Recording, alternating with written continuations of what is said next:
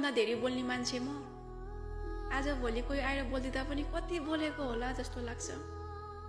सबैलाई हँसाउने मान्छे म आज भोलि आफैले हाँस्न बोलेको छु।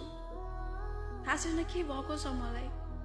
सपना थियो संसार घुम्ने, तर बन्द अँध्यारो कोठाभित्र आफूलाई थुन्ने गरेको छु। पहिला सबैको प्यारो हुन मन लाग्थ्यो, तर आज भोलि सबैदेखि आफै टाढिँदै गएको छु।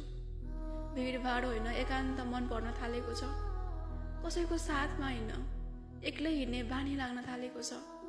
न कसैप्रति गुनासो छ, न कसैप्रति आश। एक्लोपनमै रमाउन थालेर होला सायद कसैको झुटो साथ भन्दा एक्लोपनमै जिन्दगी रमाइलो हुँदो रहेछ भन्ने कुरा बुझ्न थालेको छु। बोल्दैन, बदलिएको छ, ठुलो भएको छ भनेर नसोच्नु। बदलिएर ठुलो भएर बोल्न छाडेको होइन। कुनै कुनै प्रश्नको उत्तर मौन रहनु नै सबैभन्दा ठुलो कुरा रहेछ भन्ने कुरा बुझ्न थालेको छु।